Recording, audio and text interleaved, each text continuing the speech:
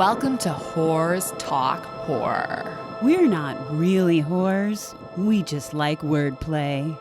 Hello, and welcome to Whores Talk Horror. I'm Sharon. I'm Melinda. And today we have Audra and Nancy from West Suburban Paranormal Investigations. And it is an all-female run paranormal investigative team. Is that correct? It's ran by all females. We do have a couple males that are crew members, okay, but we definitely take charge. Nice. Well, welcome to the show. Thank you. Thank you. We're so happy to have you guys, as we've said. Thank you so much for coming by. Just to get started, can you tell us a little bit, like, what kickstarted your interest in the supernatural for both of you or together? Or just tell us about yourselves a little. I've been involved probably since a little kid. I've always been interested in, especially Chicago paranormal. And so I've got all the books written by Ursula Bielski and Dave Kaczmarek and that kind of a thing. I've loved those books since I was probably 8 or 9 years old. When I was 20, my first animal passed away, and he came to visit me. And after that, I was able to see my animals after they passed. I always told my husband, for Christmas, I want you to get me on a paranormal team. I just want to go on a hunt with something. And he never did anything about it. So one day I was looking on Facebook, and there was a team looking for a new member. And I thought, okay. So I met Nancy a week later on the team. And about 2 months after that, we formed our own team. Awesome. Yeah. Yeah. And Nancy, how about you? I've always been a horror fanatic, even from a little girl. And my parents let me watch, like, Night of the Living Dead and Faces of Horror and stuff like that. So I was raised with those things. So it's just something natural in my life. To be part of a paranormal team, again, I found it on Facebook. And I've always had that interest. Always wanted to see things that other people didn't get to see. And then when I met Audra, we had an instant connection. And we found out we were too good to be on that team. So we started our own, and it's been awesome. It's been an awesome ride, and I can't wait to see what we see in 2020. Yeah. When did you guys start the West Suburban Paranormal Investigative team that you have now? That would have been October of 2018. Okay. Oh, so it's fairly new. Mm-hmm. Okay. Yeah. So how many team members do you guys have total now? We were talking about that on the car on the way over. We have 9 members total. We have one team member who lives near Iowa, so we don't see her very often. One lives in Bloomington, so whenever she's up, she comes on an investigation with us. We have 3, I think, that we thought that are pretty much full-time. Nancy, myself, and then a woman named Kim. Her son's on the team with us, too. He goes on when we do cemetery crawls or paid investigations. He'll go with us on those. Well, if you need any North Suburb investigators, Mindy and I are here. Oh, that'd be great. I hesitate to say that I'd want to go on a ghost hunt because I'd be nervous, but I totally would want to go. We haven't seen anything yet that's made us go running scared, so. Okay. Well, that's good to know. And in actuality, what we do, we're actually investigators. There's a difference between a paranormal investigator and a ghost hunter. And when we go, a client would contact us and say, I think I have something paranormal happening at my home. So when we go there, we're investigating, trying to see if there is truly something paranormal or if it's just a natural, lights flickering because you have a bad connection or something. Once we find that, yes, it is a paranormal activity at the home, and if we go back a second time, then we're going as actual ghost hunters because we're looking for something that was already found in the first investigation. So a lot of people don't understand the difference, but there truly is a difference. I like that actually because I have this like later on the list to ask what you guys think about like all those shows that are out there because I mostly watch them like for fun at this point, but I love particularly the ones that go in there and have that point of view of like, well, let's make sure there's nothing actually real happening. Yes. Right. So that's really, I love that to hear that you guys do that because that like adds cred, I feel like, to what you do. It truly does. If we can debunk it, we're going to debunk it first before we say, oh, yes, you have paranormal activity going on. Makes sense. It could just be that, I don't know, what's something that we ran across that wasn't truly paranormal? Well, there was our last investigation. Nancy took a picture in the basement, and you had a flashlight on it, and it was a set of stairs, and you saw these 2 glowing green eyes coming from in between the slats. And we thought, this is unbelievable. We were so excited. And the next day, Nancy contacted the client and said, can you go down there on a normal day and take a picture exactly like this? And it ended up there was some ceramic pig on the other side of it. We're like, oh man. It was the feet of the pig that were glowing with my light in the dark, which showed like eyes. So That's funny. but we can't just say, oh my God, you have this demon in your basement and I got the eyes. You definitely want to make sure that it's not something similar to that. So I mean, when I was little, there were tons of ghosts that would hide in the corner of my room, and then in the light of day, it was like a rumpled sweater that I loved. yes. Yeah, we have a Christmas tree set up in our bedroom, and I can't tell you how many times I've woken up and, oh my God. What was your first investigation like as a team? Do you remember? And without getting into specifics about like the client or whatever, but like... He had this problem with his stove. It would go off by itself. The timer would beep by itself. I can't remember what else he had going on. We ended up finding out that it was one of his dogs that had passed away who was coming to visit him. He had a lot of stuff happen at the kitchen table. His chair would move or it'd spin, and it was the dog trying to make contact with him.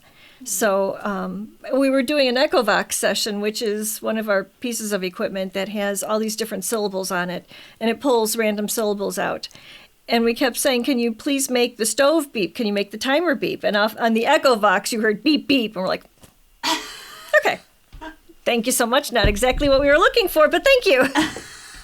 So you said that you are able to see your past pets after they pass away. Are you able to see other people's pets and other animals? I can now. Okay. Yeah, it's been slowly opening up. And in the past couple, every once in a while, I'm like, is there a dog? Nancy, is that a real dog over there? Or... Most of the time it has been a real dog, but there have been a couple of times where we've gotten heat signatures where a dog would be laying normally, and we'll ask the homeowner, and that's exactly where little Mitzi used to lay. Yes. Okay. Wow. But you saw that German Shepherd, and there was no German Shepherd. There was no German Shepherd. I'm like, where is it? Well, it was funny after that is that two of our other investigators that were with us went home, and they said that their dogs just attacked them like crazy when they got home. And that the dogs are normally not like that at all. They're very calm, but they were attacking their legs of our investigators after we got home from that investigation. Well, if I'm visiting your house and you have a dog and it's all over my legs, Yeah. and then I go home and my dog's like, oh, where have you been? Right. Yeah. So that's how their dogs were treating them, even though there weren't any real dogs at the location. Yeah. Just the spirits. Huh. Interesting. So that was our first true one as West Suburban Paranormal Investigations. Wow. That's quite an investigation. That was cool. That the first one right off the bat, we got some really good stuff. That was neat. How many investigations have you guys done to date as your team? More than 35, probably close to 45. I would say easily. Wow. Easily. Yeah. So you would, and 2 just years. because you mentioned this earlier, I know you mentioned cemetery crawls, but it sounds like you do both, like some of that, but then you also help regular. We do. regular Yeah. We folks? like to do cemetery crawls usually on Sundays. Yeah. We'll pick a usually. cemetery to go to. We open that up to the public because then we have followers that'll come with us and we can teach them how to use the equipment. We also do random like little quizzes. Who can find the oldest stone in the cemetery or the oddest set of stones, with like dates, or the one time we found like eight little kid stones that were all died at the same time. So we did history on it to find out what the cause was, and it was what was that? I can't remember. It was either one of the. It was like the flu or the plague or the flu, or so it was back in the 1800s. So just little things like that we find at the cemetery crawls. We try to make it fun and active for followers to come and join us. That's cool. And is this something, do you just like pay to sign up, or is it a free? It's free. It's free. Oh, that's nice. We should totally do Yeah. that. Yeah, it's pretty cool. Sometimes we'll just pick a random cemetery. A lot of times we'll pick ones that are known to be haunted. Okay. We've done Bachelor's Grove. We did that We're once. both from the South Suburbs, Yeah. so that was on the tip of my Yeah, tongue. we're very familiar with Bachelor's Grove, and we've both been there and taken photos, and I haven't seen anything. No, but what happened when you guys went? Nothing. A lot of At bugs. Bachelor's Grove, yeah. It was about July and it was raining. We had a lot of bugs. Oh, yeah. Oh, yuck. I've been there more towards October when the leaves are down, and it's a lot easier to go through there. During the summer, you've got pretty much two paths that you can follow, but when the leaves are down, the whole place is completely open. So that's rather go that time of year. I think Yeah. it's a little colder, but You can see you can find more stuff. Yeah.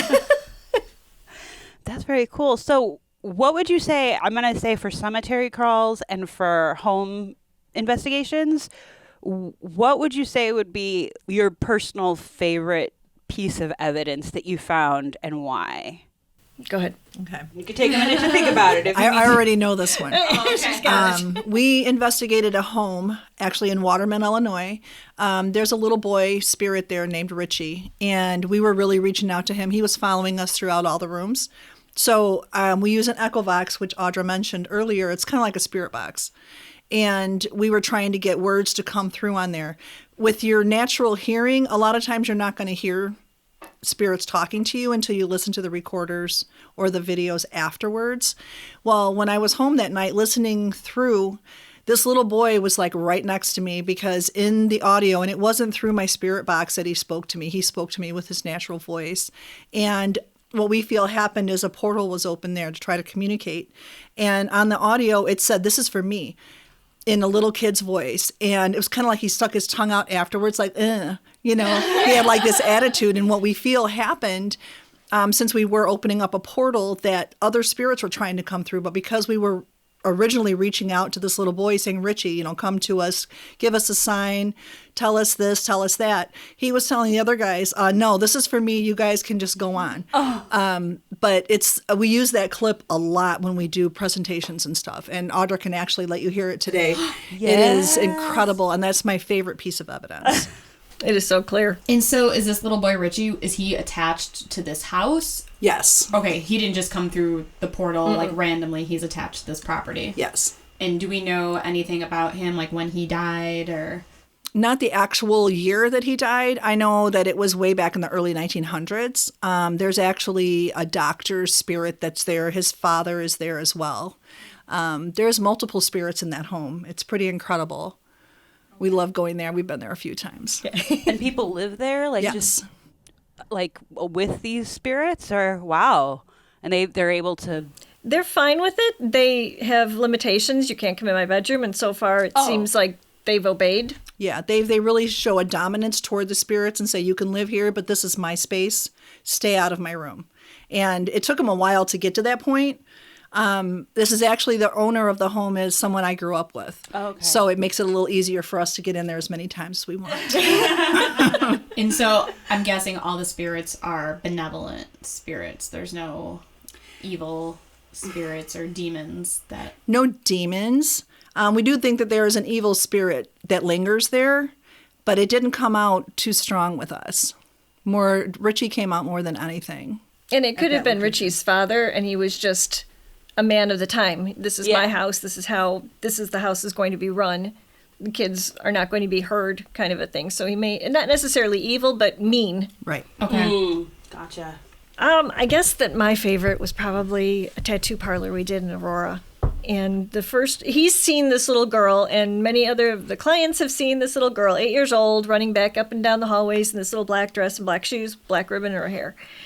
We've never seen it. We've tried. The second floor was more of an attic, and he had these makeshift stairs put in. He uses it as an office and a living space. I was at the bottom of the stairs, and I don't know if we were doing a rod or an echo. We were doing something. I had my recorder at the top of the stairs, and it just seems like when you turn the light out upstairs, there's something different that happens up there. It doesn't feel good up there, and it doesn't feel like it's the little girl. There's something else. I put my recorder up at the top of the stairs, and later on when I went back to listen to it, you heard this woman say, "Come to me," on the audio recorder. I'm like, nope, nope. And it wasn't a natural voice. It was like that whisper, like, "Come to me." Yeah. And we listened to it 100 times going, "Oh my God." Do you have that audio? I do. Oh. I've got that too. You guys brought presents for us. We did. Well, since you've mentioned it a few times, I did have questions about like what kind of equipment that you guys use. How many pieces of equipment do you guys have total? And then I want to get into like the nitty gritty of like what you guys use and your favorites and More than 30 pieces of equipment. Probably. wow. A lot of it's duplicated. I have audio recorders. She has audio recorders. Kim has. Everybody on the team has audio recorders. Most of them are the same everything. Every once in a while, we'll come across a different type. and somebody will buy it. But the ones that we use, I actually have one with me. I carry it with me all the time. But it's just a simple $25 audio that you can get on Amazon. Okay. And we get the majority of our results from audio, which is incredible that anyone can do it. So you have a good one you like, but it's actually not super expensive, it sounds like. Not at all. I think it's a Sony. Panasonic. That's awesome. We've seen ones that have huge microphones on the heads of them and tripods attached to them. And Oh, yeah, it's really tiny. yeah. Yeah, it's an Olympus. I Oh, might okay. look in Amazon maybe after we get done with this today. I mean, even your phone, you can download apps that have the recorders on them. And I was just about to ask, how do you think just like the recorder on your phone works for investigating? When we did an investigation with the previous team that we were with, I actually went into a small walk-in closet by myself, sat on the floor and held up my audio trying to get something on my phone because I didn't have this one at the time. It was just on my phone. And I ended up getting the lady's father actually passed away. I think he had like a lung disease or something. But when I'm sitting here saying, hey, come on, show me something, he actually came through over the recording I got on my phone and like coughed over my words. So there was nobody in there with me. Yeah. And I was blown away by it. We listened to it on our way to the mall. And I'm like, oh my God. So yeah, you can get just as good of results on apps that you download on your phone for the audio. For the audio. Okay, Cool. good to know. So you mentioned, did you say it was a spirit box or what? The Echo Box that we The have. Echo Box. Can you explain a little bit? It's an app that you get on your phone, and you're the one that's... It's actually a paid app. You have to pay for this one. It's not a free one.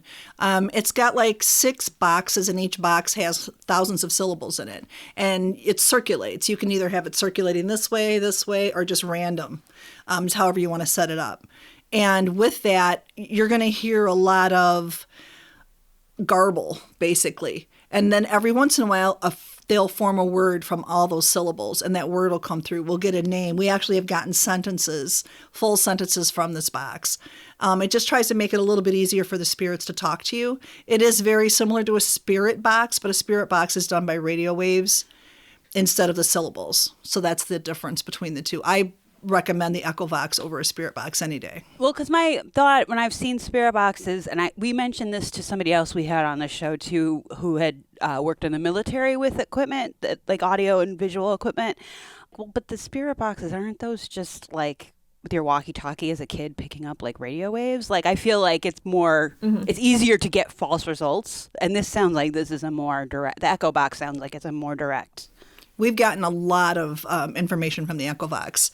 Quantity of spirits that's been in the room. We've gotten names. We've gotten just like things that connected our investigation to the homeowner that we had no clue will come up. Words will come up on there, and they'll be like, oh my God, that's my grandma's name, or, something like that. So I highly believe in it. It's a pre-recorded bank of syllables, so it's not pulling anything out of the air like for the FM frequencies. It's not grabbing any of that stuff. It's already in the bank, and it's just throwing the syllables out. That's what I was actually going to ask. I'm glad you brought that up, Nancy. Have you been able to verify, like with the homeowners and stuff, that, these things are not just random phrases being put out, that it's like a, hoax, but you are able to verify with the homeowners that these actually mean stuff to them? Yes. Okay. And we usually do ask a yes or no, that's where we'll ask our questions to the spirits at that point. Most of our equipment is either a yes or a no. Mm-hmm. And so with the Echo Box, we can ask a question and get something other than a yes or no answer out of it. Mm. Do you guys use like EMF detectors or anything Yeah. like that? Mm-hmm. What I was curious is to know, like, and I don't know if this isn't even an issue, but like today everybody's homes are more automated. And so I was wondering if you've ever ran into issues and how you tell the difference between like a spike on an EMF detector that's being caused by like a ghost or like Alexa being turned on or something, or if that's even an issue. And maybe you might want to explain a little bit more about what I'm talking about for those that don't know. The EMF meter is an electromagnetic frequency meter, and there's naturally occurring electromagnetic waves that occur everywhere, but mostly you're going to get a result if you're up against a wall that's got a power outlet near it, or if there are pipes in the wall or the electrical wires are in the wall. it'll ping, but it's because you've got it up against the wall and you can follow the line. You can see where the wires are. If you're in the middle of the room and you're standing there and you've had it on for 5 minutes and it does nothing, and all of a sudden it starts spiking, well, now's the time to start talking and let's see if we can find somebody. We've only had one house that was hooked up to anything like Alexa, so we didn't have any issues at that point at that house. But it's just more of the debunking. If you can follow it, and you can see that there's a line on the wall. Okay, well, there's where the pipes are.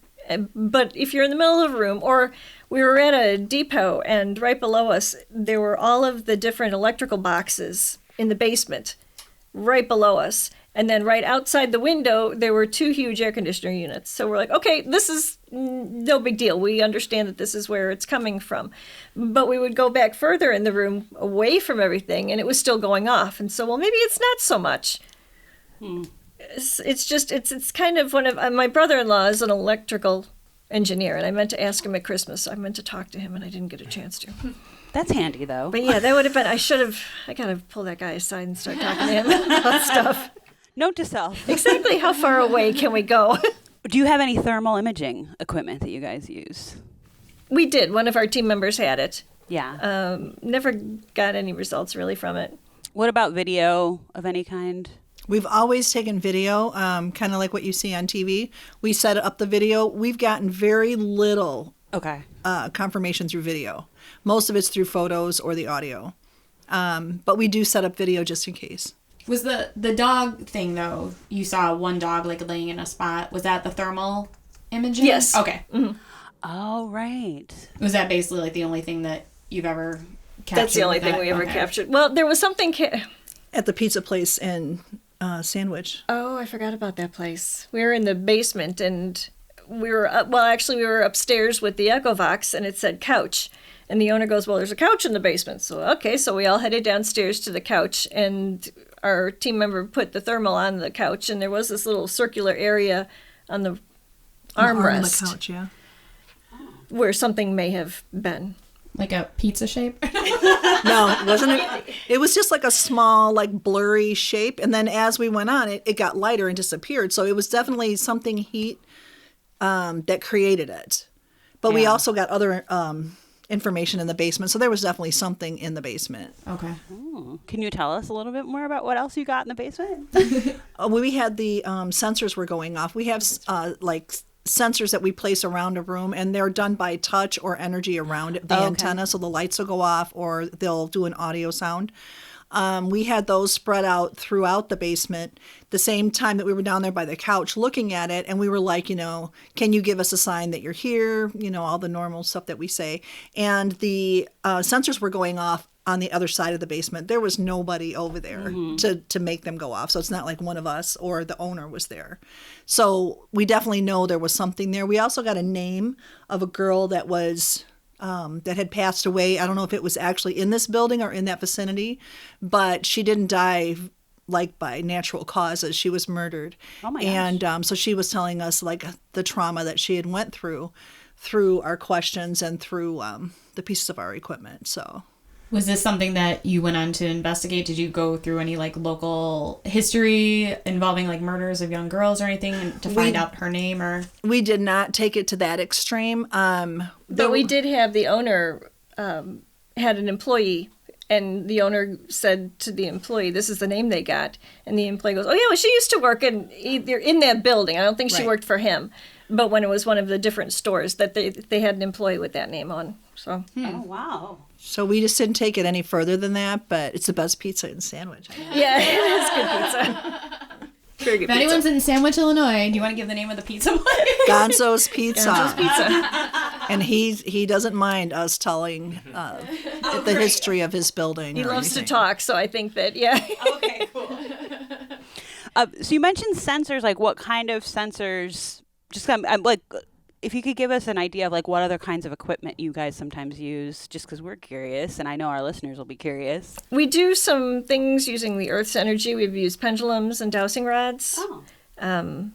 We're actually more tuned into that, I think, than other things. We have proximity sensors, like Nancy said. It's got an antenna to it, and we have a bunch of different kinds, and they light up and make noise, and if you get close to the antenna. We have a REM pod, which is the same concept. It also does temperature fluctuation too. Oh, cool. The one time, I will tell you a story about the sensors. We used them. It was in Chicago, actually. Oh, At, I don't want to say her name, but anyway, we were at her home, and they had a lot of activity, like, around in her bedroom. And in her closet, she had a lot of things from Mexico with her ancestors and stuff of that nature. So we set up these sensors coming like from the closet into the room. And this is kind of like what we do, we open up a portal, and as these spirits were coming through to communicate with us, the sensors were going off. And right before we got nothing, right before like all the energy was gone, the sensors went back on like they were going back into the closet. Oh. And then all of a sudden there was nothing left in the room that was communicating with us. So the sensors kind of blew us away at that time, sold me, and I bought a few more. So now everywhere we go, there's sensors placed throughout the rooms. So you brought up opening a portal before. Do you want to explain that in a little more depth? How do you do that? Looks like you're up. Looks like I'm up. We consider opening a portal just by even saying, is there anybody here? You're opening a portal. You're opening up the door to have somebody come and talk to you. We do a lot beforehand to protect ourselves, just depending on the religion that we have or what we believe in, to protect, to make sure we don't bring anything home with us. And it's just a doorway. You have to know how to open it and you have to know how to close it. And people talk about Ouija boards being bad. If you've got someone that you know how to open and close the door, it's no different than using your audio recorder. It's no more dangerous. So kids at home, do not open portals. I wouldn't know. Unless you know how and you are properly trained. Exactly. You have to close that door. Do you want to give us a little, so if anyone does decide to do this, what should you do beforehand and afterwards to protect yourself? We do a lot of different things between meditation beforehand to get us into a real comfortable place. I've got a spirit guide on the other side who helps out, someone who I know would have my back if he were still around. And he comes around and lets us know on the Echo Vox that he's hanging with us and he's around us. There's different prayers we do. We wear St. Michael medals when we're on investigations. So it's a lot of religious-based things in that way, just to make sure that our spirit is protected. And who is, sorry, I'm not very religious, who is St. Michael? He's the archangel. St. Michael the archangel. He's the protector. Okay. So he's like the main big guy. Makes sense that you would wear his. Okay. Yeah. Just to piggyback on the Ouija board thing, a lot of people do it for fun, and in terms of knowing how to like close it down properly, how do you train people? But also, what is the best way to dispose of Ouija boards? I know you get rid of them you can't burn them. It's actually, you have to put it in consecrated ground. You have to bury it in a cemetery. Okay, that's what I've heard, but I just... Yeah, you do not burn it. Don't throw it away. Whatever you do, don't rip it up. I mean... Regift it. White elephant. Whenever you're going to close down a Ouija board, it has a goodbye on there. You just want to make sure at the very end, you're like, I'm closing this portal. No one else can come through, and goodbye. You have to make sure you're ending it with the goodbye. It's no different than when we close portals, when we're using the Echo Vox or she's using the rods. We always make sure we're closing this portal. You have to make sure that's known. And as long as you have that strong belief and you have control of everything, you're closing it, nobody else can come through. Cool. Well, as long as we're on the subject, have either of you ever had anything or anyone follow you home? I have not. I have. You want to tell us about that? It wasn't a really great investigation. I don't want to give a lot of credit to this person. It's a fairly well-known place. But yeah, I went through a day and a half of pure hell with this woman, and she left by telling me I'm leaving because I'm leaving, not because of anything that you're doing to try and get me to leave. And if you ever come back to this place, you're going to be in for a mess of trouble. So she was changing memories in my head. She was, this is where the knife cabinet is. And well, yeah, that's where it is, but I haven't been there in 3 days. Well, she was in my head. She knew exactly where things were. And this is the knife that you can use to go and stab somebody. And okay. And, it would be a good idea because remember when this happened, and she was not nice. Wow. It was not a good woman. Do you think it was a demon? Do you think it was... No. Okay. No. She was just a nasty person. And how did you get rid of her? She just left. She told me she was leaving because, it was her time to go. She'll be back. If I were to ever go back to that place, she would be back, and it would not be a good result for me, so. No disrespect to the dead, but she sounds kind of bitchy. Yeah, exactly. Yes. The thing is that if you were nasty in life, why would you be any different in death? Yeah. And that's why so many people talk about demons, and we sit there, and there's just not that many demons out. People are just nasty. That was again further down on my list of questions is what your thoughts are on demons, because I feel like, and I know that and we won't get into it specifically, but with the Conjuring movies, Ed and Lorraine Warren have come back into the public consciousness, and they were always like demons, demons, demons. Other folks that we've sort of talked to that have sensitive or whatever kind of have echoed your thoughts of well, people are people, and if you're a jerk, maybe you're not a demon, but you're just an evil person as a spirit. So, what are your thoughts on demons, if at all? Go ahead. I would say they definitely exist. Luckily, we've never ran across them. I think there's a time and a place for everything, and hopefully we never will. But knock on wood. But some people may say, "Oh, there's a negative energy here," and there could be a negative energy. Does not mean it's demonic. It could just be, like she said, a nasty person in life is going to be a nasty person in death as well. So I'm kind of open to everything, though. So yeah, I have a few relatives that will go unmentioned, but I'm a little nervous about when their time comes because who knows what they'll be. I know what they're like in life. Right. Well, that's it. Oh, Sorry, go ahead. Sorry, that's kind of what you're expecting when this person passes on. If they come back to you and they're all sunshine and roses, what the heck's going on? That's not normal. Well, maybe they just learned a lesson. Yeah. But since, Mindy, you brought it up, what are your thoughts on Ed and Lorraine Warren? Love them. Loved all those movies, too, even though I know they're fabricated. But the movies are incredible. Yeah. We did, too. We had a lot of fun watching so them. many times. We're big fans of the movies. But a lot of people are saying now that they were charlatans and took advantage of people and did, they distorted facts to make themselves more popular. Do you agree with that? Do you think...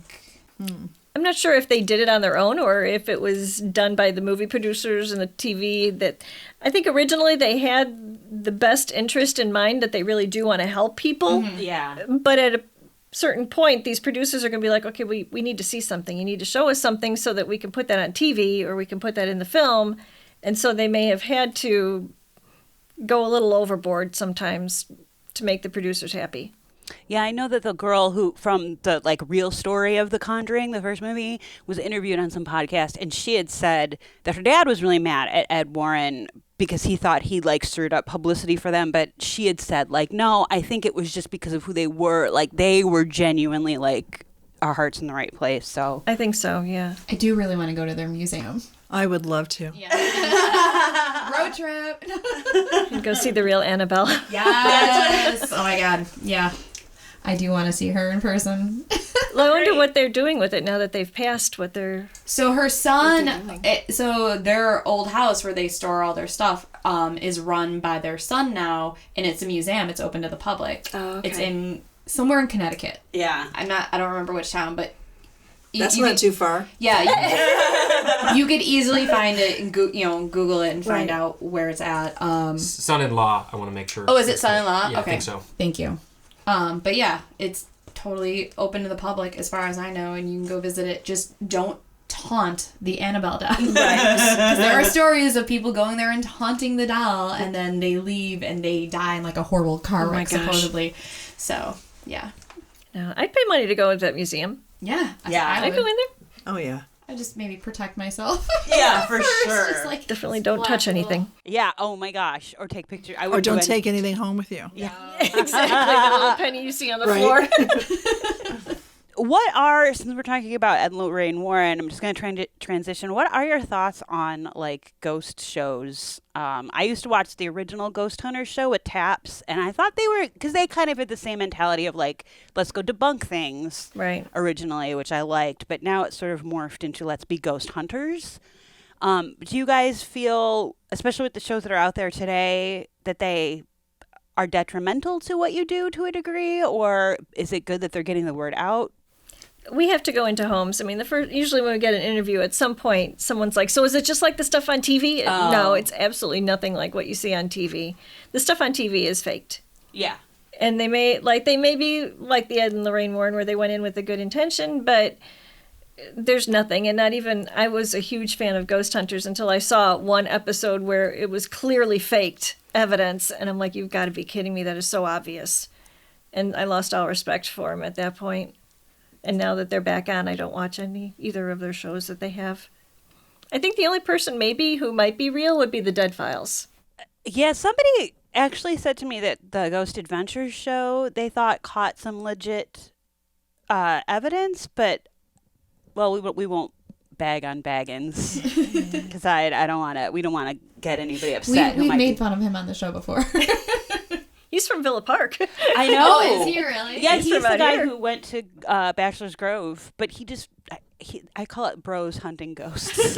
That's how I I feel. understand that. I feel that way about the show, but They did capture some weird ball, though, a light ball at Bachelor's Grove that they were never able to find. And if I remember correctly, the Forest Reserve guys, like the cops that went around and stuff, they saw it too, and they couldn't. At first, they were all completely skeptical, but when they saw that light that you could never catch, they kind of went, The only show I used to really watch was A Haunting, which was like the recreations. I love that. I do like those. Yeah. Those are fun. Yeah. But then they started getting so CGI with the ghosts, and I'm like, okay, it's ruining it for me because I think they used to do more like practical effects, and it looked more real and spooky. But when you have this like, it's looking like Ghostbusters and stuff, like, these ghosts that are all like green and blue, like swirling in there. I'm like, this looks so fake. It's not even scary anymore. I like those shows for fun to watch the reenactments because I feel like they're mini horror movies. Because a lot of the people I sometimes feel like kind of want to be on camera. But I just enjoy it.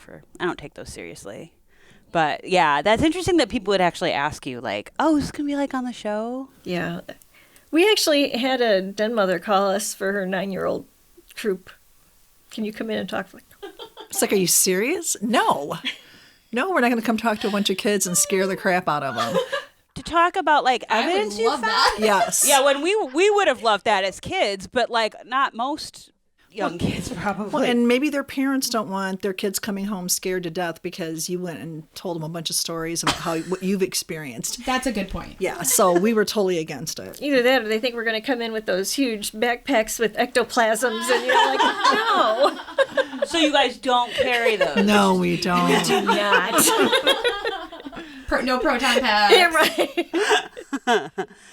A little off topic of ghost shows, have you guys ever had an instance where you were investigating where you did feel genuinely freaked out? And again, no specific details about like the homeowner or the venue. We've experienced when you walk into a home, just like every hair on your body stands to attention and you get that undeniable chill that there's something there. Yeah. Stuff like that, which just really gets you excited, not really scared. I guess that depends on who you are. Some people might be like, oh, I'm not going in there. But of course, we're like, where's the basement? Where did you say you had the most? Exactly. You've got a creepy basement. Show us the door. Let us go to it. But no, not really. I can't think of anything. Or in your own personal lives, like when you've seen stuff, like your past pets or anything? The only thing I can think of, we were at a former teammate's uncle's house, and we had been through the entire house. And for some reason, I was walking back into the bedroom by myself, and this was probably an hour and a half in. And I just got the feeling of, you don't belong here, you need to get out. It was once again, the hair standing on end. And it was just a really heavy feeling, and it hadn't been like that 5 minutes before. And we went back in later as a group, and it was fine. But it was just me by myself, and I just turned and walked out. Didn't feel right. Do you think something was trying to separate you from the... I think it didn't want me in there. We're not sure it liked women. So, if in that kind of a thing, there were a lot of when the guys were in there investigating, they were getting stuff. When the girls went in there, we didn't get anything. So he was just more in tune to, he wanted his nephew in there and the guys, I guess. Interesting. So you sound like you're a bit sensitive, but do you have anyone else on your team that is sensitive or empath or anything like that? Nancy's empathic. Yeah, Okay. definitely. I feel things. I can just be normal, and then all of a sudden I get extremely sad in certain rooms, or overly joyed for no reason, and I can't figure it out. But I like those. I like those times. Those are pretty cool. Also, just walking through grocery stores, I get a lot of feelings from people around me, their moods and attitudes, or if they're like upset. I can tell when people are fighting when they're trying to be fake in front of you. You know, it's pretty incredible. And ever since I went through a really traumatic divorce recently, I was really held back a lot, I think, by my ex-husband. He was a real dominating figure in my life. But once I released all of his negative energy, everything's really opened up for me. And I have such abilities I never knew even existed. It's pretty incredible. That's awesome. That makes sense, though. Right. And that's good for you. Yeah, definitely good for me. I'm like ecstatic about it. She's awesome when we get new clients and we do a phone interview. She'll know from the very beginning whether it's BS or whether someone really wants us to come in or if it's a real thing. She'll just be like, no, no. And sure enough, they'll never call us back to come in to set up an interview, to come in to set up a time. She's great.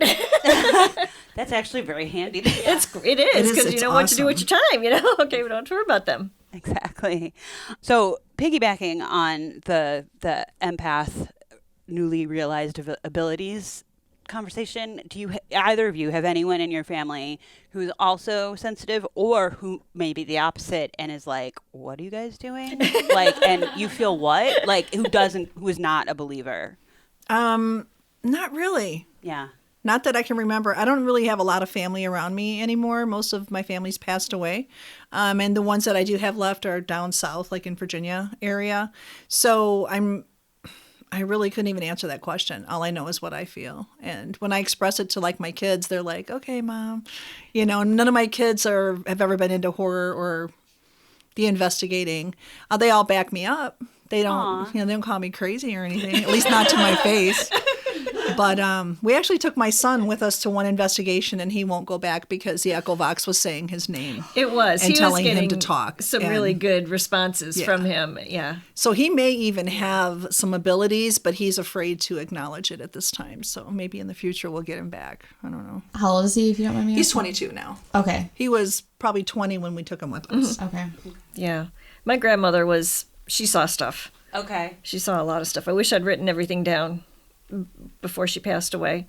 My mom kind of thinks that she is now because of me and the stuff that goes on at the house. So she kind of, okay, can you tell your friends to leave me alone? I'm like, yeah, sure. Like, I know what I'm doing. Okay. No problem, Mom. My husband, he tries to debunk everything, but there have been things that have happened he can't explain. He won't admit that it's paranormal, but he can't explain it. Okay, so what else is there, you know?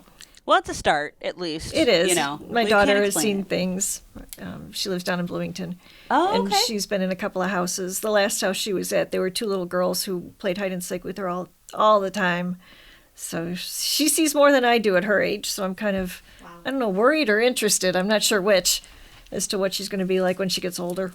I know you had mentioned, Nancy, when you'd gone through a divorce, you started to notice more things. If anyone out there feels like they might have some third eye, something, do you have any suggestions for how to like either nurture that or even protect yourself if you're like, no, I don't want to see you, Grandma, at 4 a.m. while I'm sleeping? I can't help with that. No. I really don't know. This is really new to me, being opened up to this is the last couple of years. I embrace it. I love it. I want more. I want to have more abilities. You do meditate, though, and that I do seems to meditate help. a lot. And a lot of times if I get stressed out, I'll do sage cleansings upon myself.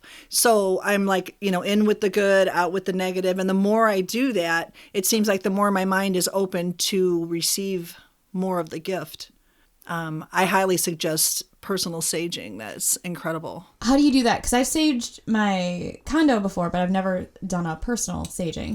I thought I did one, but I don't know if I just almost set my apartment on fire or if it worked. So for personal saging, we actually have a small little card. I should have brought those. Those would have been nice to give them a copy of. That would have been good. But I made like little cards that we can hand out when we sell sage when we do conventions and stuff. And it's basically you're taking the sage and you're burning it. You got a nice smoke going on. But you want to meditate a little bit beforehand and try to clear out all the extra stuff that's in your mind. So you're more empty, and you're basically pulling it towards your body, saying, in with the good, and you're breathing in the smoke. And then you're going to take it the opposite direction, saying all negativity, leave my body, leave my mind, leave my soul. You're just trying to get all that ugliness out of your body and cleansing. And I really think it's more mental than anything. Mm-hmm. You have to believe in it to work. But I definitely believe in it, and it's helped me out tremendously with a lot of things in life. That's interesting. Yeah, actually, Spencer and I both meditate. We try to as much as we can, but that is thank you for that tip. I will try it. Yeah, because I feel like, when I was younger, I think I was able to see and experience more, and for a while, I just wasn't, or I would have, I think stress would bring on a lot of, I'm trying to think of the word for it. Like a blocker? Well, no, there was a lot of stress in my life for many, many years where I was having sleep paralysis, horrible sleep paralysis, and seeing things through that. And then all of a sudden, once I got my career going and cut all the negative bullshit out of my life, I feel like I've been slowly opening myself up more, and the more I've been meditating and everything, and now we always talk about synchronicities, and we get so many synchronicities where we can almost read each other's minds or thoughts a lot of time. I have a lot of dreams that come true. I have a lot of visions and feelings that a lot of times will come true. So I want to kind of hone in on that more and work on that more. Self-cleansing would probably be great for that. And you're right, stress will weigh you down where you're not able to reach out for those things. No, not at all. It's just something dark just holding you back. Exactly. And she and I have a lot of that, the same thing. I'll say something and she'll say something at the same time, or she'll finish my sentence. It's just awesome that we have that connection. Mm-hmm. Yeah, she's literally, I texted her something one time and then was like, oh, you know what? No, that was a bad idea. And before I could even respond, she texted me back and was like, oh, no, I don't like that idea, blah, blah, blah. And I was like, I literally was just going to write you back. So when those moments happen, we try and hang on to those and hone in on them. Mm-hmm. Definitely. Mm-hmm. It sounds like meditation and self-saging is a good way to kind of clear yourself and protect yourself. Is there anything that you would recommend for somebody who maybe is in their home and is I think there might be something weird going on? I know you had mentioned you had a client that had good strict boundaries, not my bedroom. How do you have any recommendations for how to do that for people? It sounds stupid, but talking out loud. I mean, you may think you're talking to nobody, but if there's something there in the house, they don't know what your rules are if you don't say them out loud. And a lot of times they will obey because they don't want you to try to get them out of the place. They like where they're at. And that's at the house that we're talking about. Right. They do respect what he says, which is pretty incredible. And they were trying to sell the house at one point, and that's when the activity really amped up. And once they took the house off the market, everything settled down after that. They didn't want him to move. They were like, we like you here. Yes. Do you have any suggestions for somebody who might be, or words of advice for someone who might be an aspiring investigator? Call us. We're always looking for new people to add to our team, so. And at the end of the episode, we do want you to, yes, if you're willing to give out your information on how people can get a hold of you guys if they either want to join your team or if they have something that needs to be investigated. Definitely. I mean, we definitely would tell them to investigate the team that they want to be on. Ooh. That you need to know what you're doing. You need to know the person who's running the team. It can cause a lot of fun. It can cause a lot of heartache. Yes. A lot of frustration. Yes. So definitely know who you're getting involved with. I don't know about you, but I keep staring at that computer. If you have any other questions you could think of right now. Well, do you want to do the lightning round? I'll let you do that. Okay. Yeah. All right. This is for fun. Don't get nervous or we're not going to ask you anything crazy. I think I already know the answer to this one. Do you like scary movies? Oh, yes. Okay. What is your favorite scary movie? The Exorcist. Hey! Friday the 13th. No, I'm sorry. The Nightmare on Elm Street is my favorite. Nice. And what is the first scary movie you remember seeing? The Night of the Living Dead. Black and white version back when I was a little kid. Best one. Yeah. The Creature from the Black Lagoon when it was on TV and you had to go to 7-Eleven to buy 3D glasses. I love it. I love it so much. All right, here's one. Who is your favorite serial killer and why? And by favorite, we don't mean like, oh my God, what they did was awesome. Like, who fascinates you the most? Who do you find to be like the most interesting, fascinating? This is like Sharon's staple question. So This is what I ask people when I first meet them. And they're like, get away from me. I'm like, we can't be friends. You know, I've never really given that any thought. Most people don't. So take your time. Can we come back to that one? yeah. Well, this one might be even more of a thinker. Oh. What happens? What do you think happens after we die? Honestly, there's no telling for real what happens. None of us are going to know until we die. But in my personal opinion, I think either you travel up to heaven, you go to hell, or you stay right here on earth with us because you have unfinished business. I agree with that. All right. Yeah. So I'll let you think on the serial killer question. So before we actually sat down to do our interview, we told Nancy and Audra a little bit about the history of where we're recording. And there are some rumors that it is haunted. Would you guys want to walk around the building with us and just see if you like feel any energies or pick up anything? Sure. You don't We need could to do that. pull out any equipment or anything if you don't want to, but just see if you get any sort of feeling. Sure. Okay. All right, so we're going to end things here. This is going to be the first part of our interview with the lovely West Suburban Paranormal Investigative team of Audra and Nancy. And if you tune in next week, you will hear actual audio of ghostesses. What? What? No way. Well, you'll have to listen for yourself and decide what you think. But honestly, yeah, there is quite a few interesting. Pieces of evidence. That's what you're trying to say. Yes, thank you, Spencer. There is quite a few compelling pieces of evidence, and you will be able to hear it next week if you listen to part 2. Yeah, and you should also check out our Patreon if you want to have early access to episodes and hear cool shit that's not on the air and get cool shit. And yeah. Not real. We will not give you real shit. If you go to our Instagram page, Horse Talk Horror on Instagram, you'll find the links to all of our streaming locations and then the Patreon as well. So check that out.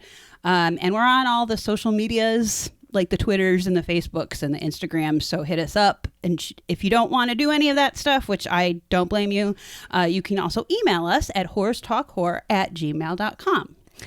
If you have like, a ghost story, something creepy, or you just want to say hi. Hi. And we need to give our special shout out Yeah. to our very first patrons. We have the lovely Lala Tamez, who I apologize if I butchered your name, but she has been a fan of our show since the beginning. She has sent out lovely shout outs on Instagram, and we are very honored to have you as our very first patron. So thank you very, very much. And we will be sending you a goodie bag with some fun surprises. So yeah, thank you so much. And also thank you to Jim, our second Patreon subscriber. You are awesome. Thank you for your support. We so appreciate it. And you can get your early access and all that jazz on Patreon. But thank you so much. And as always, thanks for getting creepy with us.